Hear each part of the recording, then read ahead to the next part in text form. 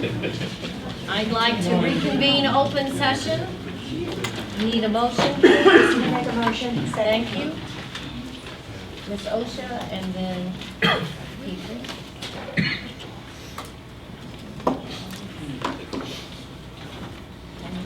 Okay. All in favor of reconvening open session? Very good. Okay. Thank you for attending this evening. Have a nice crowd. If you would stand with us, we'll say the Pledge of Allegiance, please. I pledge allegiance to the flag of the United States of America and to the republic for which it stands, one nation, under God, indivisible, with liberty and justice for all. Thank you.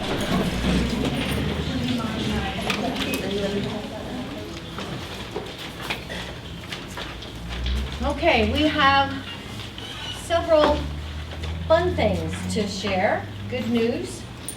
We'll start with the junior high with Mr. Allison. Okay, our 8th grade girls basketball team finished their season with a 13-0 record this year. The year before that, they were 13-1. The girls won 2 tournaments this year and were crowned JCAA conference champions.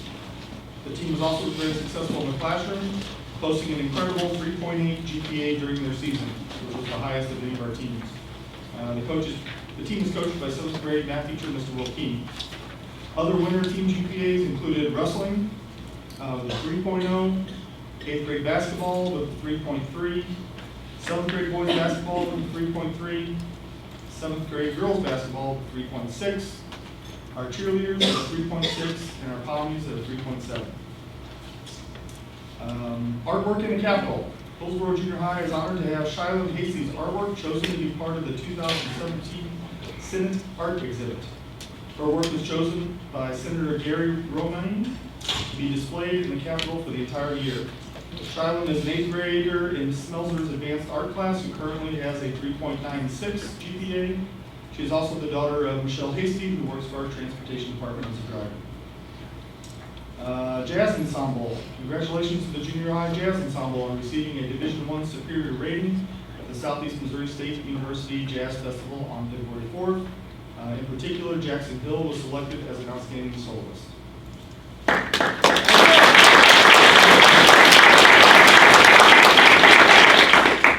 That's exciting. High school with Dr. Freeman, you have some things to share?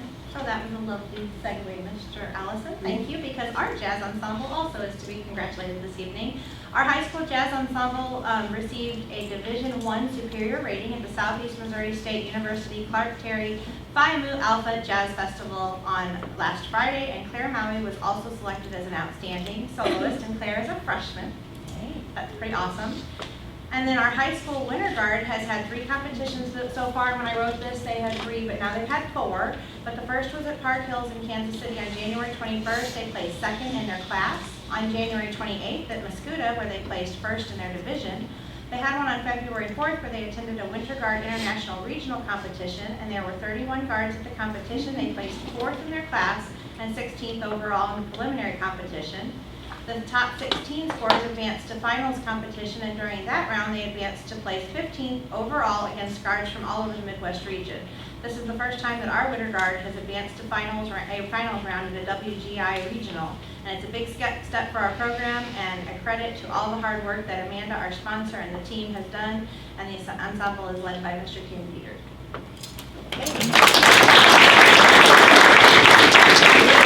We also have some special news about one of our student advisors that Dr. Foreman's going to share. I'd like to congratulate Ben Font, who was one of 30 students from the St. Louis area awarded the Student of Achievement Scholarship. He was interviewed and will be highlighted on the news radio 1120 KMOX.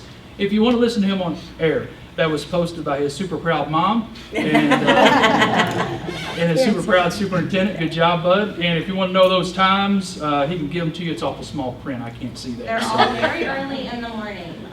Oh. Very early. Every morning set my in alarm. KMOX around 5:22 a.m. Yeah. Yeah, 6:26 p.m. and 5:23 a.m. and 8:12 a.m. So that's on. I can't read it all, Ben. You have to help everybody out there, bud. Congratulations. Posted. Very good.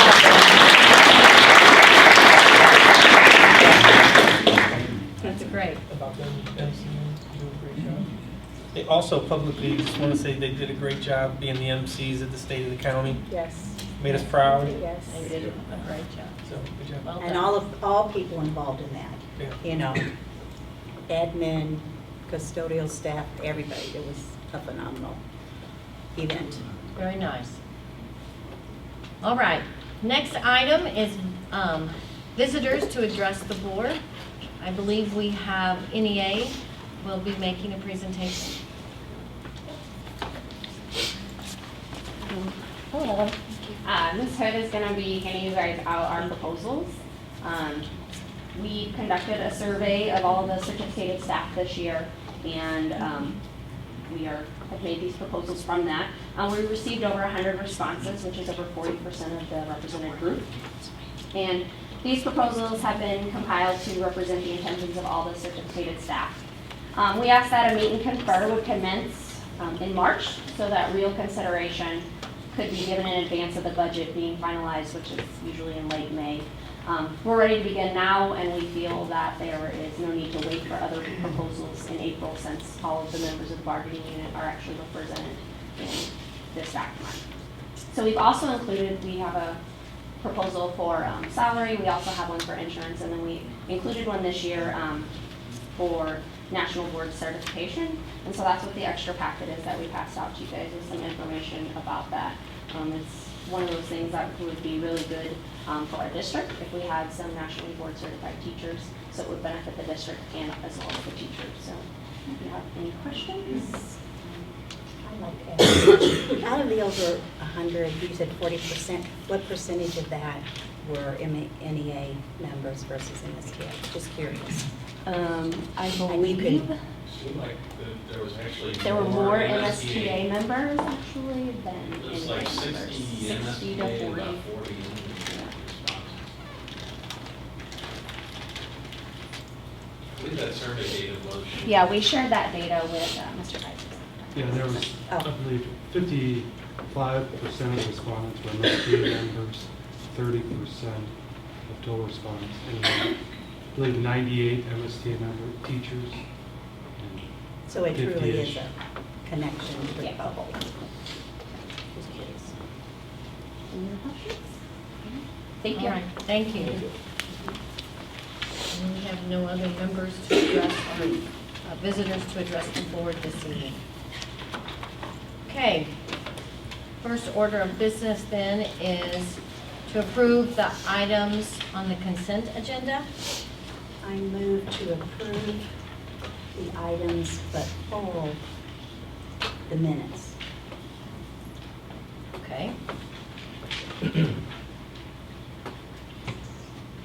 So that's, Second. thank you. And the reason why I pulled minutes is because you weren't here, so now you can vote. Thank you. Any questions or National General concerns Security. or details that they need clarification on?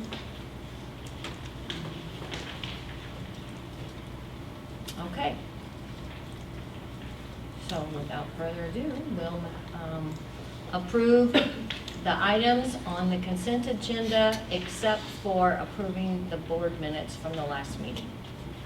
All in favor, raise your hand. Okay. No discussion on the minutes, Mrs. Petrie? No. You're just pulling them? I just pulled them Okay. because you two weren't here and Okay. I didn't want you to vote on something that you Okay, didn't. so I need a motion then to approve the minutes from the January 26th meeting. Okay. Rob and Eric. Any thoughts? All in favor of approving those board minutes, raise your hand, please.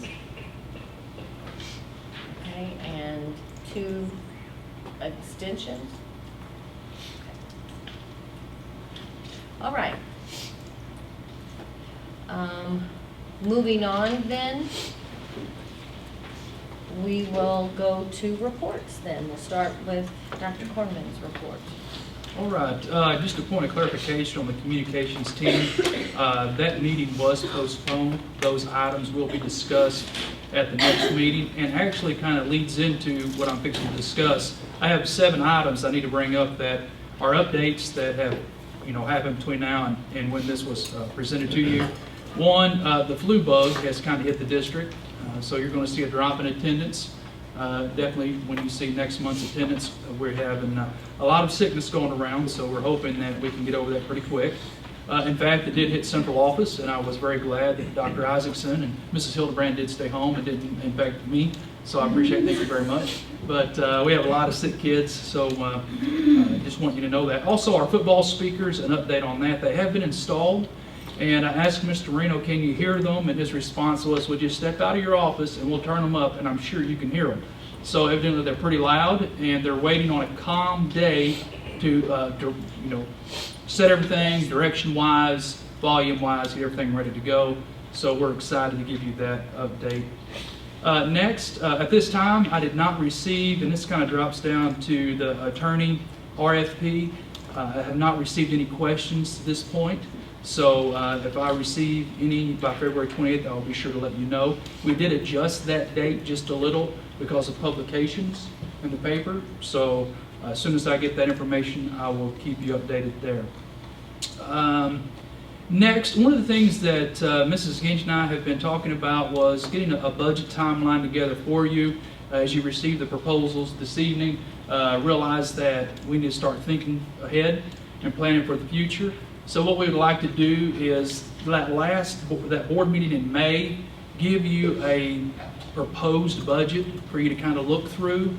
That first week of June, set a budget workshop with the board, similar to what we had last year, and that gives you a week to 2 weeks to look through it and then go over it, which will allow Mrs. Ginge, another 2 to 3 weeks to tweak anything prior to approving the budget at the preliminary budget at the June board meeting. So if that's okay with everyone and that timeline works, which means we'll probably have to have a special meeting early June if possible, if we're not in Alaska. I'm not. I do have a wedding. We can work around that. Next, I do want to bring you up to speed on a MSHA change that we have. That's the Missouri State High School Activity Association. Basically, in a nutshell, we have had to add javelin to the district events because the Hillsborough district is hosting both, actually 2 districts and 2 sectional events for track this year. And now that track has been added to that as, it's not an emergent activity, what is it called, Eddie? It's now a pointed event at the state. So you get points for participation. Points for it counts towards the overall team scores. With that, I'm going to have Eddie, if you would, Mr. Marino, talk just a little bit about the area that's being used, the distance, the safety procedures. We received an email early in the school year that music is covering javelin as an activity. So just give you an update. Put together a package of information for the members of the board so that you can look at. If you have any questions or whatnot, by all means, please feel free to ask. But we looked all over the district for where we could possibly utilize throwing the javelin. We looked at the soccer field up top, but we have a sprinkler system there, so we didn't want to risk any sprinkler heads or sprinkler lines. Same deal with the baseball outfield and then the old football field over here. So ultimately, we got together with the gentleman who offers the javelin down south, had him come through, and if you look at page 2 there, that's our football stadium. That is behind the bleachers where we have a practice band field. It's all marked off, it's accurate. How he did that, I don't know. I'm not that good at geometry and math to be able to figure all that out. But he was able to do that, came up, and we have it laid out, and it's in the process of being installed now. It's a 110-foot runway, and then you have the vector that goes out to 250 feet. Again, that is, we feel, probably the safest area to throw that. We have a lot of precautions we're going to put in place. While the javelin's being thrown, where our shot area is, which is down on the right-hand side of the paper, there will be a safety fence that will come around the back of that to keep anyone from walking out of the back of that and possibly wandering into the javelin sector. We all know how that could end. That's not good. On top of that, though, I also want to point out, in the information you got, I included last year's state results while it was an emerging event. We have a 250-foot sector. The furthest throw last year was 181 feet on the boys' side and 142 feet on the girls' side. So I included that just as a point of reference for you all, so that when you look at that javelin vector, you can see where it's going to end up landing and what we're talking about. There's absolutely nothing back there except for the practice field area. And point of clarification, that's where the band warms up. Where the band Football warms up and games. that they have practice, and it won't compromise that warm-up field at all either, because the runway we set back far enough that it's out of the way of everything. I included the NFHS guidelines and rules so you can see that, information from MSHA, and then I also included an email from Don Maurer, who's the head of track and field with MSHA, just letting you all know, because we do get questions, well, how does insurance cover that? What's that look like? It's covered as part of being a member school with our catastrophic insurance policy we have. We are covered for the javelin, so in case there were questions with that. I included our track schedule as well, so you can see that we are hosting the double district and double sectional, and then the advisory committee recommendation that it become a appointed event. If you look at the very back 2 pages, that is how it looks today. Page 22 is standing at the end of the runway, like you're getting ready to take off and throw. And then page 23 is from the top of the press box area. You guys probably don't have this, and I apologize. You have it in your packets that I handed out. But on it's looking at it from the side, and that's where they'll be throwing. If you see the batting cages there, kind of in the middle, what we're going to do is the second batting cage will be pulled back. Yeah, there it is there. It's hard to see on there, but the second batting cage will be pulled back so that there's an area for the spectators to stand and watch where they're out of the way as well. Actually, here. So this is our runway here coming through to throw the javelin. And right in this area right here is our batting cage. It's a double batting cage right there. This second sector of batting cage will be pulled back, which is a concrete, turfed, and padded area where the spectators will be able to stand and they won't be in the way, and they'll be able to have a clear visual watching their kids throw and compete in the event. We're going to initially, there's going to be a concrete pad that's going to go down from the runway. It has to be 13 foot wide, and then we will be putting turf over that. I'm working on that right now. The reason that we're putting turf on that is so that we have a surface that they can run on, and then the goal there is in the future, when it comes time to resurface the track area, that we will then surface that concrete pad with the same footing as what's on the track, and then that turf will be used for the baseball field, either in the cage areas again, or in another area that we use for hitting stations or whatnot. If you guys have any questions, I'll be more than happy to answer those, but I just want to let you guys know what's going on, kind of what our process was and where we're at, so that if you have questions, oh, I hear you throw the javelin, you kind of have some information to go off of, because it is scary to people, and there are some districts that still, they're hesitant to do it, but a lot of them are starting to come around because they have all the questions. So I just want you guys to be informed as best you can. Potential cost, what are we looking at? I put that on the front there. I anticipate that for us building the runway and everything we're doing, it's going to be between $4,000 and $5,000. I plan on funding that through the athletic high school miscellaneous account, which is where like our tournament fees and everything come in. And the way that we'll offset that cost is from our track meet entry fees that we have. We host 4 track meets, 1 at the junior high level, 3 at the high school level. From those entry fees and revenue earned from that is how we fund that project.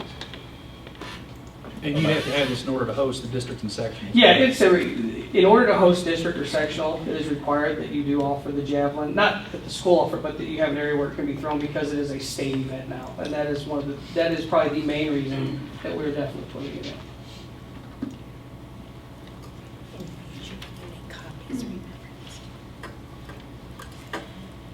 Yes, I should. I will. Any questions on that? Awesome. All right, Thank you, guys. And lastly, I'm not for sure, we do have first read on policy. I need to ask a question. Are we planning any discussion in that? Does anyone have questions on the policies? All right, well then I'm going to make a comment now. The policy committee met. Part of that was to review the policies, present them to the board with changes and amendments. But we also talked a little bit about policy HH. Policy HH was, if you remember back, the board wanted to try to streamline the process between the 2 groups and receive only 1 proposal.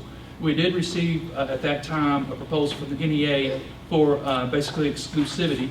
So we'll be talking about that in future dates. I did express, and I know Mrs. Welker, Mrs. Saharsky, and also Mrs. Oshie was on that committee. I did express to them that it was my understanding the board was not interested in moving to exclusivity as much as it was trying to work toward those two groups coming together to streamline the process. And I told them several times I didn't want to speak for the board, but that was my interpretation of our meetings. So just to let you know, that was a topic of discussion there. All right, that's all I have. Can I ask you a question? You had mentioned the attorney RFP. Yes, ma'am. And last month, you had meant, I had requested that a local attorney be Yes. on the committee when Yes. it actually got to that point. And you said you had somebody in mind. Yes. Who? I wanted to speak with Kevin Roberts, Okay. and I didn't want to throw his name out until I talked to him. I And you kind of have? hinted around, but I wanted to wait to make sure all of the RFPs were in before I Okay. approached him, in case his firm was interested in putting in an RFP. Right. So, but that's who I was He thinking of. would- Being a former board member Right. and also a President. community member, I thought that would. President for many years. And I spoke with him about where would be a good spots to put it out, any journals that currently are in production that we could get this information in. And he said really the county and the local leader as well as the St. Louis Post were probably the best and the fastest. So we chose the leader and the St. Louis Post. I was just curious. Good answer. All right. All right. We'll move on to facilities and grounds with Director Best.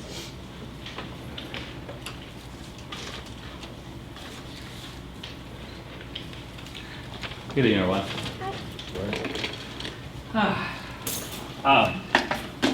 This is a kind of quiet month, so not a whole lot going on, so I'll just make it quick.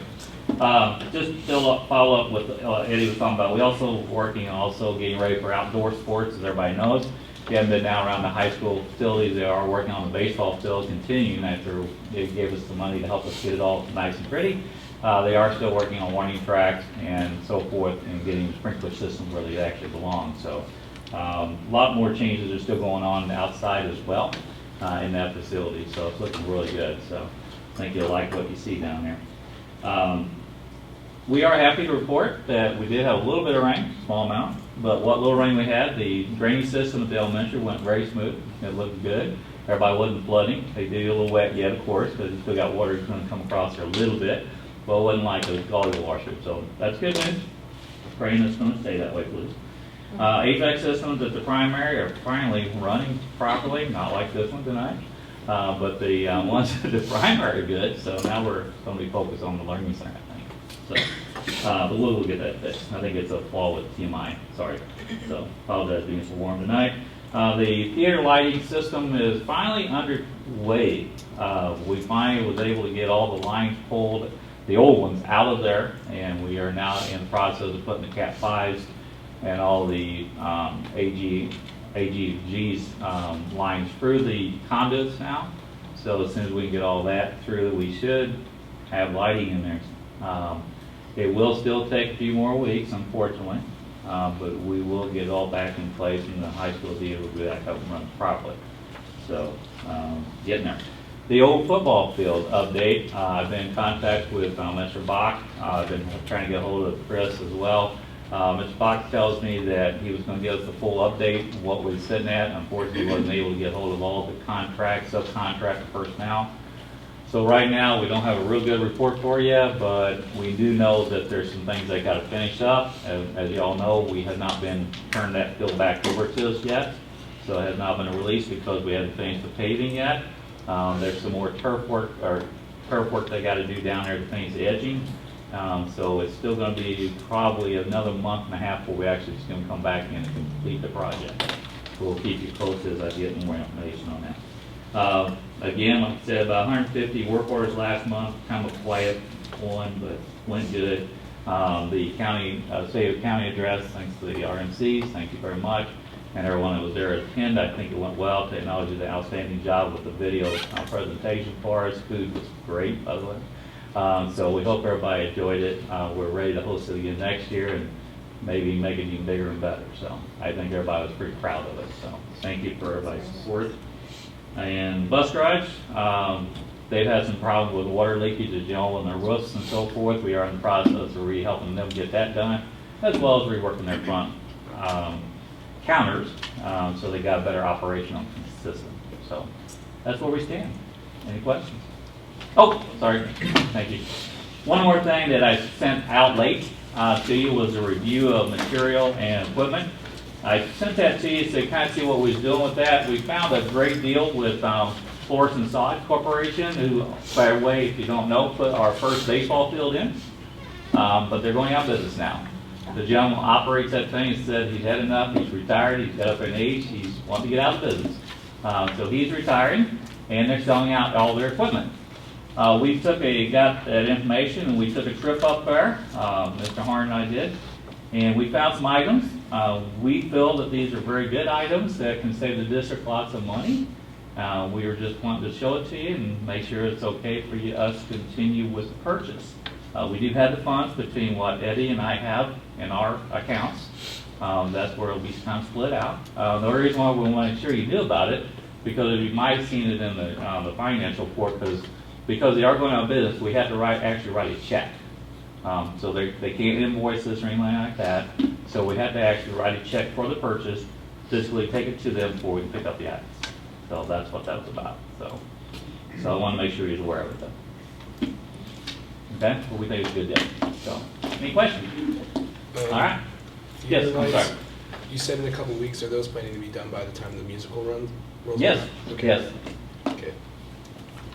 So, any others? All right. Thank you. It's already budgeted, you voted to approve the Yeah, budget, it's so fine. we'll be spending money. We just want to make sure you guys know. All right. Thank you. Thank you, Ray. Thank you. Okay, we'll move on then to the technology report. We have completed 161 work orders this past month. Our training session this month was by Karen Freiner, and she did an excellent job sharing some cool tips and tricks in Excel. All the smart boards have been installed but one. We're waiting on the power for our projector for that one. Our pilot program for the Chromebooks is in full stream right now, and Stephanie Gillespie's been testing it for us, and we're hoping to expand that a little further to complete that testing. Aaron's updated and serviced the Dell Compellent, which is where our 39 virtual servers are running from. One thing I wanted to show you was the picture of the iPad. I don't know if anyone caught that on there. Ethan Gosling is our repair guy for the iPads, and he's doing an excellent job with that. So for a $379 new iPad, we were able to fix it for $23.59. So it's pretty impressive there. Notice the little technical, his little gloves. Yes. We had our first tech meeting on February 16th. We're working towards the revision of the tech plan. In the past, it's been like 65 pages. We're trying to condense that down to about 15 pages at the max so that we better understand, it's easier to read, and clearer for everyone to understand whether we're achieving our action plans or not. One other exciting thing, we're in the process of updating our bandwidth to a 500 meg connection for testing purposes. However, when I called Mornet today to confirm all this, there's no increase in price. They had a reduction in their price, so we're going to get a 500 meg connection at zero cost to us, which is awesome. That's awesome. Yeah, that's good news. We're in the process of setting up servers for the map testing. Aaron's trying to do everything virtual now, so we're going to have it on servers rather than our testing site managers in the classrooms. In the past, we've had to put it on guidance computers or some of the classrooms, and if the teacher was absent that day and the computer was off, well, then everybody's running around trying to get it going. This is going to streamline the process and make it much better for us. And then the last thing I have on there was just a special thank you to Aaron Johnson for helping set up the 4 screens and the 4 projectors for us for the JCGA.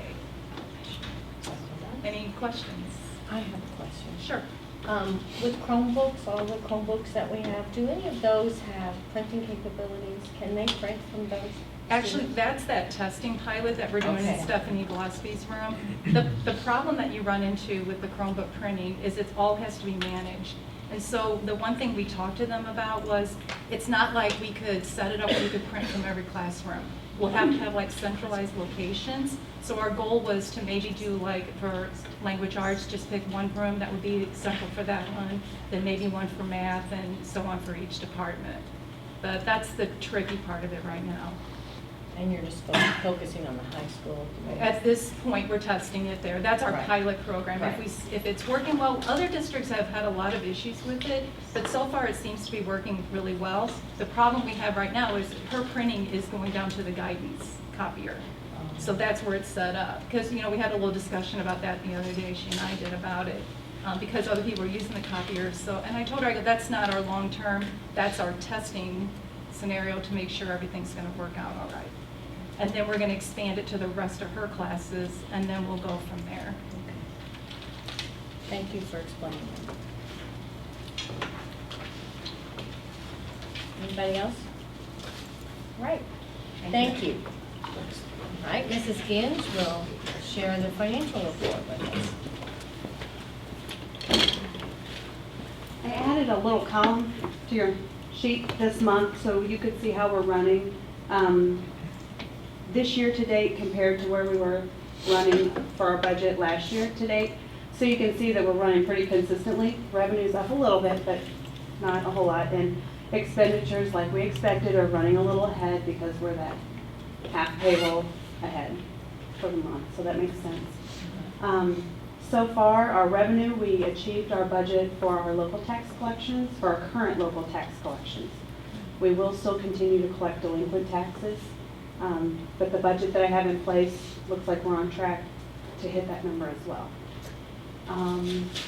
I thought I was going to have updated information regarding the state revenue, but when they sent our memo out, the commissioner's comments are forthcoming, so they're still not giving us any information because they're waiting to see how the new governor's budget looks. DESI, in their memo though, are starting to give us budget estimates for the revenue streams that they provide us for next year. As far as the basic formula, they're not saying anything about that yet, but yeah. But Prop C and Classroom Trust, the numbers they're giving us right now, which are it's really early, is about 2% higher per weighted ADA on those distributions. So typically we don't completely achieve that number. They're always very optimistic when they give us their numbers. So I tend to budget a little bit more conservative than what they tell me. So. And we still have to finish out this year. So we'll see how that plays out. Expenditures, I already told you about those. We are starting to move into budget. We're at that point where I have to start working on the budget. We're going to set up our budget meetings. I still have to meet with the principals and kind of nail down a date that we want to have that budget meeting. Typically, it's early April. So you all will be welcome, and I will let you know when we get that firm. Trying to wrap up our spending in the buildings. I've sent out an email. All POs are due back to my office by March 1st so that we can kind of start projecting our year end, where we're going to be. Now those POs won't cover everything because there's stuff that comes up. Maintenance things come up. We have a lot of athletic events that are still running, through the end of the year. But as far as classroom spending, things that they can really anticipate, I need to have a PO so I can see that in my accounting system and start to make projections. Any questions? I appreciate having this in our board packet instead of Tuesday because it takes me time to. That's totally, usually I am waiting on that financial memo and I feel like I want to get some words on there for you, but I'll get what I can and then I'll just give you that update when I'm sitting here in front of you. So I will. You're welcome. I'll continue to do that. Anything else? Thank you. You're welcome. Okay, there is no unfinished business from the last meeting, so we'll move forward to new business. And the first item would be the approval of the MSBA full policy maintenance agreement. And in your packet, it gave you information that it runs from February to January, and gave you lots of information and details about that service, what MSBA agrees to. So I need a motion to approve the MSBA full policy maintenance agreement for the amount of $3,827. Oh, it wasn't on mine. Okay, We weren't looking sorry. I apologize. Sorry, so I'll back up. at you. Rewind. We'll go backwards and do the report from the student advisors.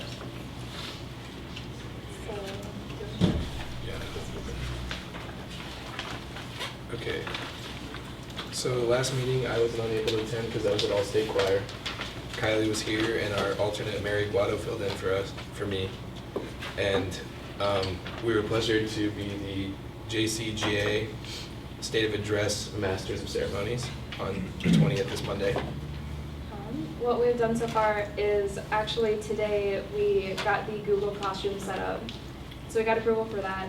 And we plan to next week go around to all of the high school classrooms and get everybody signed up on that so that we'll have the entire high school with us in the classroom. So we'll be able to give them information that way.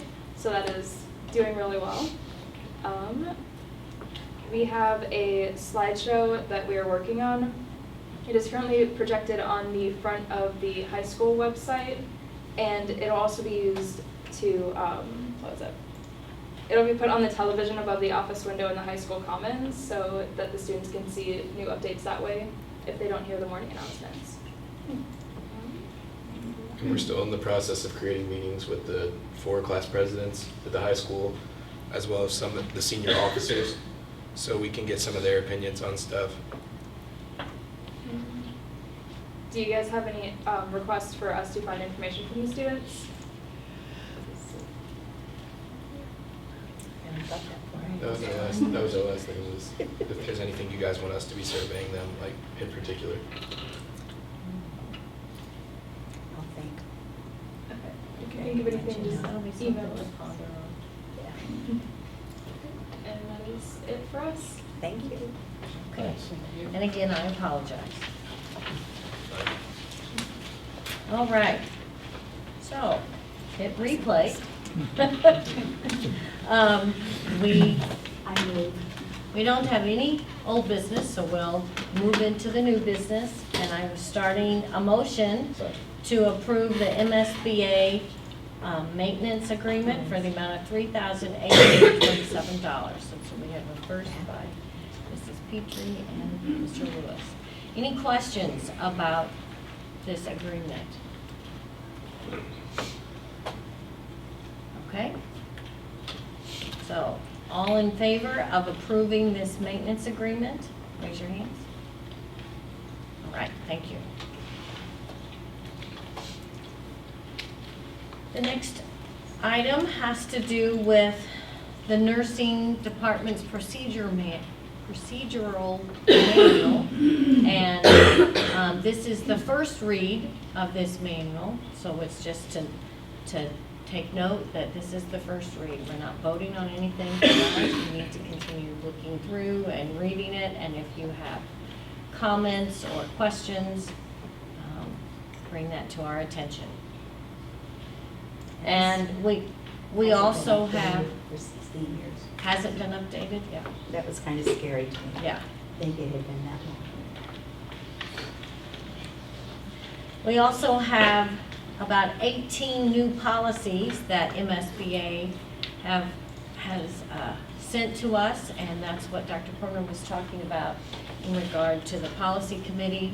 We reviewed those policies, and this is considered the first read for the board tonight, to read those policies, glance through those.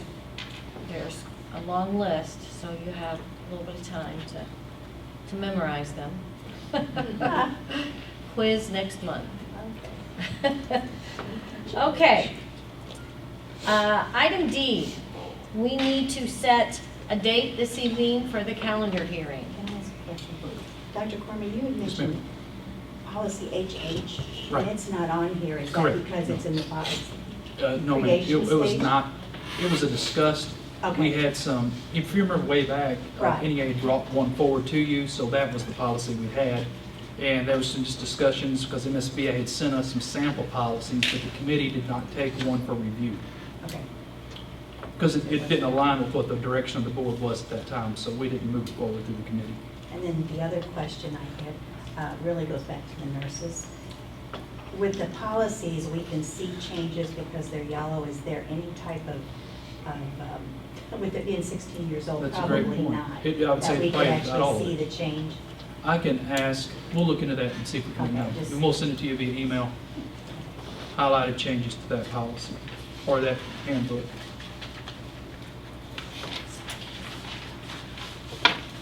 Okay, so, we need to set the date for our calendar hearing. We do this every year.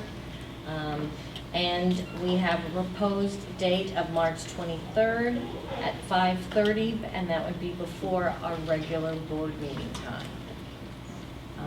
So I need a motion to approve that date. Thank you.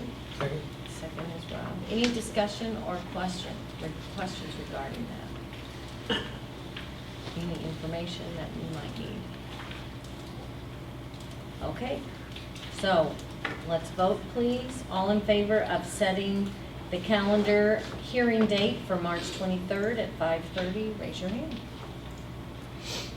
Okay, very good.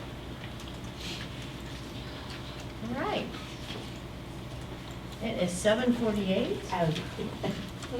And we have finished all of our new business. So I need a motion to adjourn open session. So moved. Harry? Okay. I would think recess, and then recess. Okay, sorry, we're not, sorry, we're gonna recess, I forgot, we had more.